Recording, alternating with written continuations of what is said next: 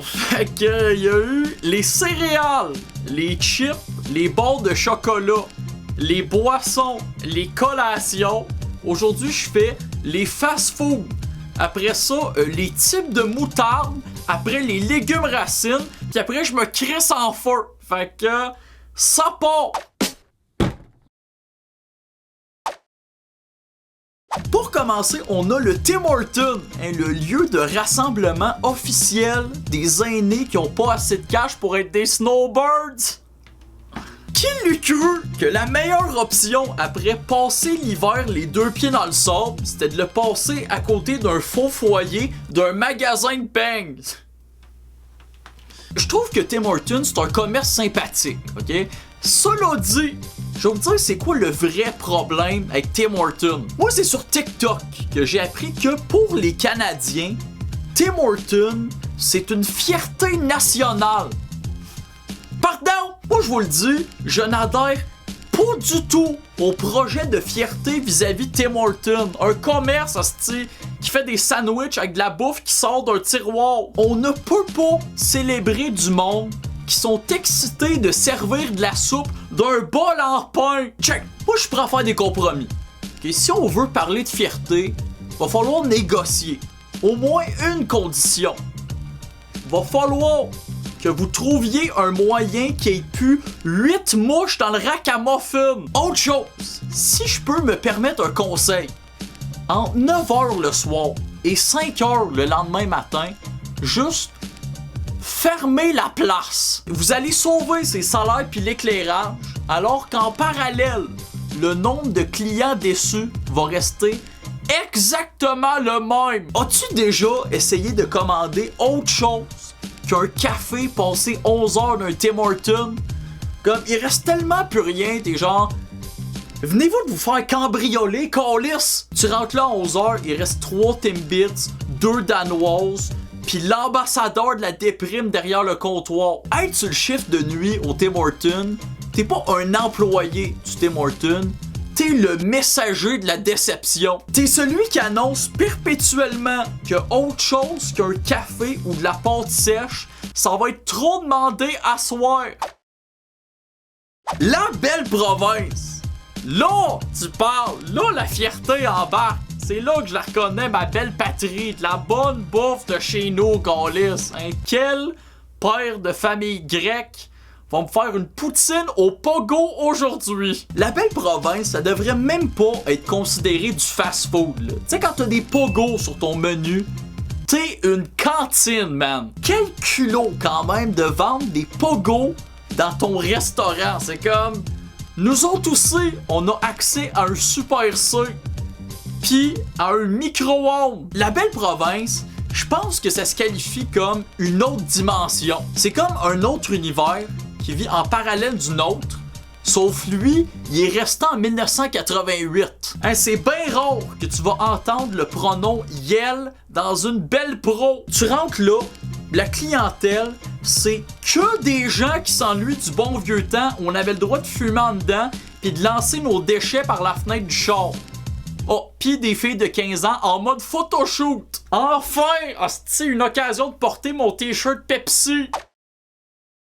Subway, si tu cherches à manger un sandwich calissement moyen, c'est là que tu vas. C'est les professionnels du sandwich juste correct. C'est pas ça qu'ils essaient de te faire à croire qu'ils sont. Mais c'est exactement ce qu'ils sont. Eux, ils l'assument pas. Ils sont comme Subway, manger frais. Ça, c'est vrai.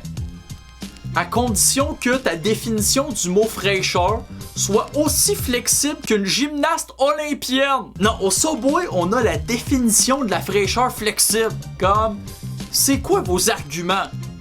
À part que vous avez des concombres. C'est pas parce que l'air climatisé du commerce est à 17 degrés que la bouffe est plus fraîche. On comprend votre stratagème. McDo est l'ambassadeur du fast-food mondial, la référence en matière de se tuer à petit feu. Ben non, McDo, c'est moins pire que c'était. Le monde dit ça depuis une couple d'années, hein? McDo, c'est moins pire que c'était. Dans le sens que il y a une époque où c'était pire que ça, hey, en tout cas, une chance qu'ils mettent de l'anti-vomi, là, parce que sinon, manger ça, c'est sûr l'anti-vomi. Hey, ça, là, tu sais, des fois, tu te demandes pourquoi il y a encore du monde qui pense que la Terre est plate. Puis après ça, tu réfléchis un peu, puis tu te dis, ouais, mais en même temps, la moitié du monde pense qu'il y a de l'anti-vomi dans les boulettes du McDo. Fait que faut pas avoir trop d'attente non plus. Si vous croyez encore la légende urbaine qu'il y a de l'anti-vomi dans les boulettes du McDo, je remets pas du tout votre intelligence en question, ok, sincèrement. Cela dit, vous êtes pas nécessairement des détectives. Genre que sur chaque item, sur son menu, McDo est tenu par le gouvernement d'afficher à la dizaine près le nombre de calories. Mais l'anti-vomi, ça passe sous le radar. Allô, hostie, là, une multinationale ne peut pas cacher des médicaments dans sa bouffe comme tu le ferais avec ton chien sans que personne allume un moment donné. Il y a beaucoup de mythes comme ça qui entourent le McDo. Toutes atroces. Comme aussi celui que les croquettes seraient faites à partir de poussins broyés.